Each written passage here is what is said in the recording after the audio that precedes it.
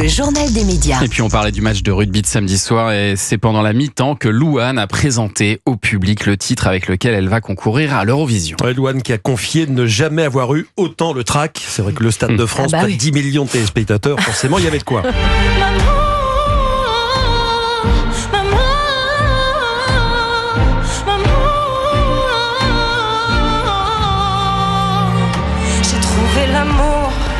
Maman, une chanson pour rendre hommage à sa chère maman disparue. La France a remporté le tournoi Destination. Quelques minutes plus tard, la France gagnera-t-elle aussi l'Eurovision pour la première fois depuis 1977? Réponse donc au mois de mai. Est-ce que vous avez un avis sur cette question, Barbara Pravi? Est-ce qu'on peut gagner avec cette chanson? Franchement, je crois que ça sert à rien d'émettre des avis en ce qui concerne l'Eurovision parce que c'est vraiment un concours hyper bizarre.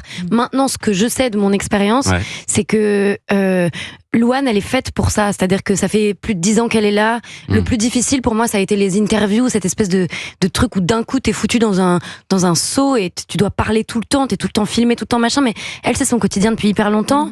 Donc elle est hyper douée pour ça. Elle est faite pour ça. La chanson, c'est une chanteuse extraordinaire. Elle a fait des milliers de prime télé.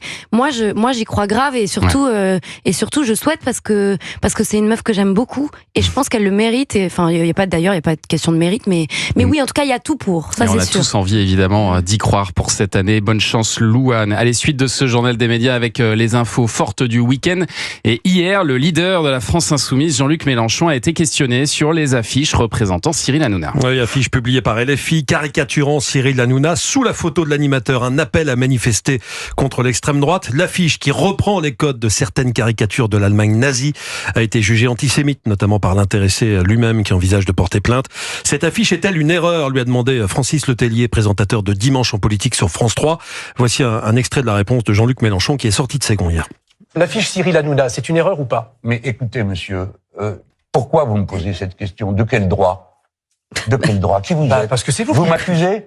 Parce qu'elle est... Est-ce que vous m'accusez? Pas du tout. Alors, taisez-vous. Pourquoi ça serait de l'antisémitisme? Ça suffit.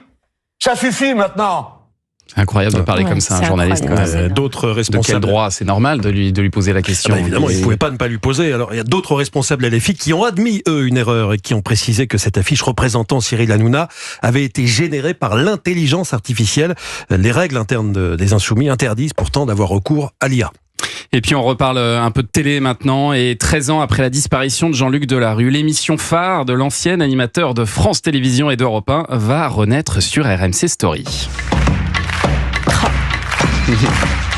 Vous vous souvenez des thèmes qu'on pouvait voir dans Ça se discute? Les jeux d'argent font-ils le bonheur? J'en ai retrouvé quelques-uns comme ça. Faut-il maigrir pour avoir le droit d'aimer? Je suis pas sûr qu'on le refasse encore cette année. Peut-on tout accepter de ses enfants? Voilà donc ces questions qui animaient l'émission Ça se discute sur France 2 entre 1994 et 2009. La marque va donc revenir sur RMC Story avec Estelle Denis à la présentation.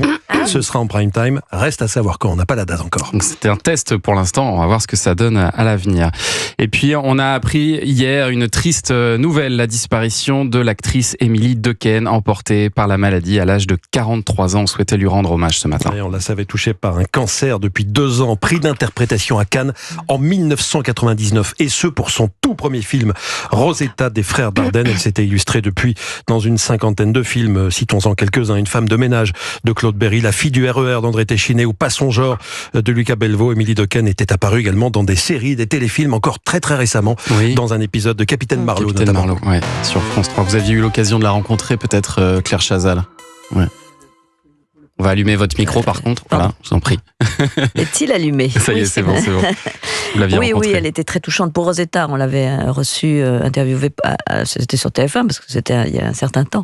Elle était bouleversante. Il y avait une animalité dans son jeu. Il y avait une immédiateté, une sensibilité, Une très grande comédienne qui nous quitte beaucoup trop tôt.